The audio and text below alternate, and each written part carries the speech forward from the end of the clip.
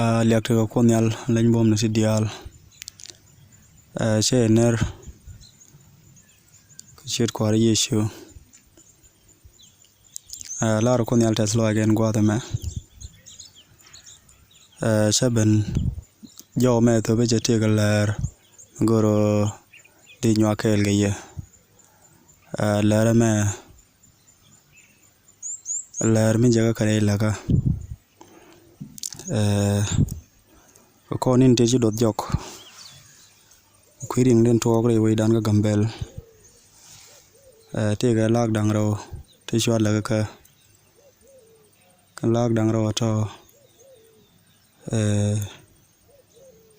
chu gro dien balat na ga wat kien ka chu lo yu je ga long ko me cha lar nat der na lok eno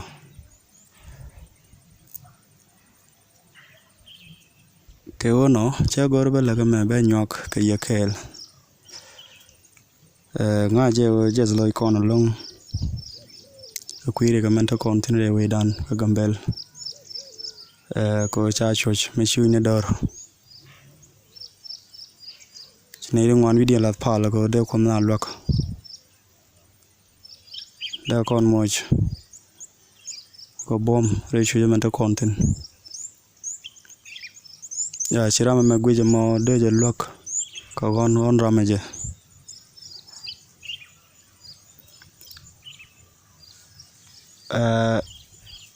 ka changa jara video diech ka en pai wara wa me ko war an chapal ka pal je lo le long kwire ga man je tok tar pam lot pala de go kon yala let chut do ma bana shol ne kon alede go gwantar charoro nai ke kuma men dit charo nai ko dupto ngwan to joje gangje cha longa jek ka jano ne ko kon na me chalo jaga je long chakot che je tiech go alet goat ba shol ne kon eno ka kor men chenien shulak shuben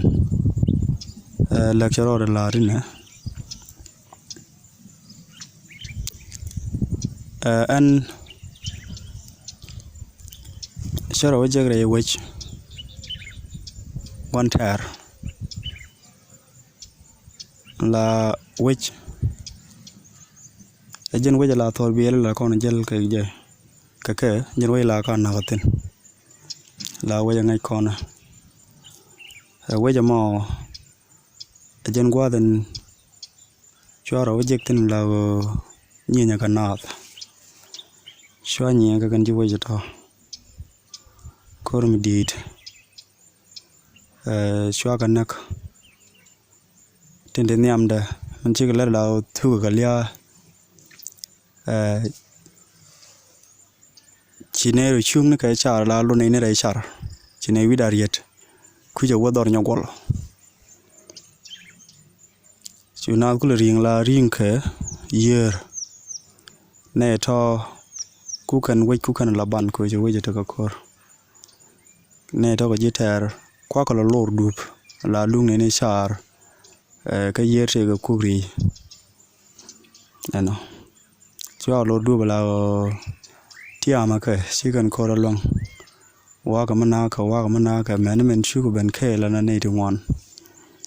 ngwa the mo shu kor shu batch ko an karwada kan ta je garo je re laga ngwa the mo shu wono go de ro bar heno ka jan lere la kotene mena ba shu kan char yu kan gak men de ko ri ka kuji me yer la tel gwat mi de show ga ja no wa yer che go bi ga shop an wa ku ri ga nei ri ngwan long te chende long cho ka nen la chi ko lo ai ni ga en char be ga ano ka ken nyam ba ka tong raw hala ba ka pinchar cham kan chuech ko che wir ku yo kon chang you know men chu ta ga jat mi chu pieran goma jado mo chwa ko ring tin law banaje angwa do mo chwa tet chwa gwat dang ro jek point la te ko bot chwa wida kan la da jek law te ko bot te kan long chwa ring man ja te ro de jech chwa yo ring law ring wi jat je pier te ko tong dangwa dang diok tung mo ga chwe ka tung cham ka tung shot ka dar chai shot ka tung dar ma tung mo che gol la te ka che to long chwa yu shot ga je ring ko kwa to mo chwa yu ka you know go me ko lo la ka jana dini jana long ka gora der ling na me chi ko nyot ko kwi ko ren be koren gor kon de kon gon tar de kon mak kata anjeler ka kon ko de kon ga chol you know gon tar be karaw dien be ke ba kon juy mun kaneu ba kon pum ka kana rawti jalga kato gore je henran bi je nyal go gwantar ka karawti ba kon pum ki ba kon juñ mun rawti bigatul amen taji gana be je kon ko ngai kon ai chi kon de min jin mun ga tok dung de go ba kon tum ban rodan phale lao ba kon tum share je la be loy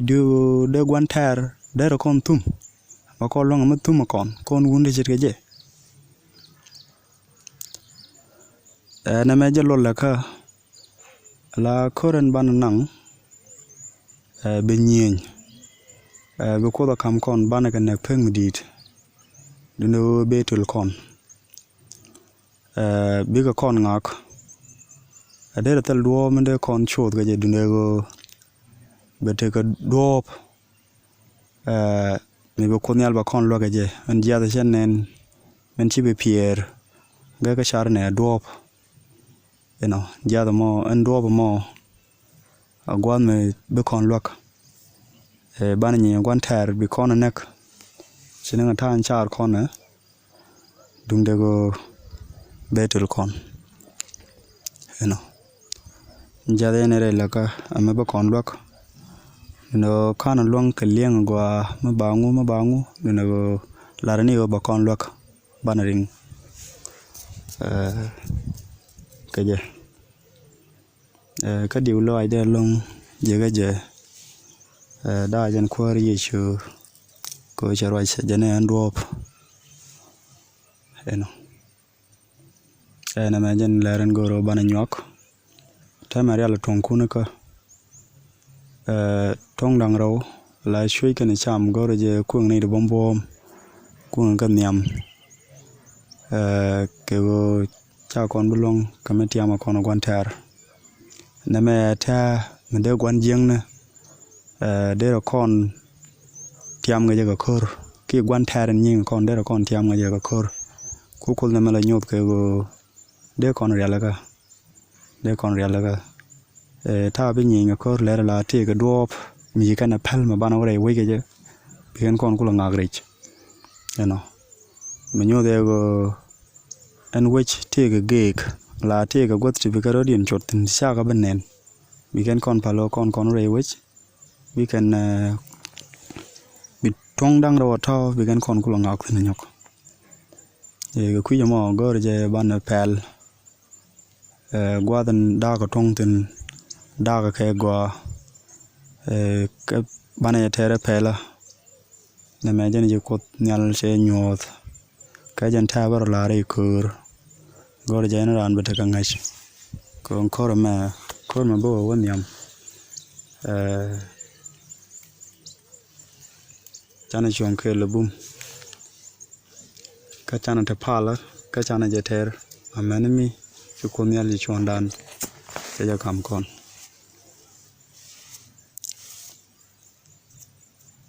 Arwach.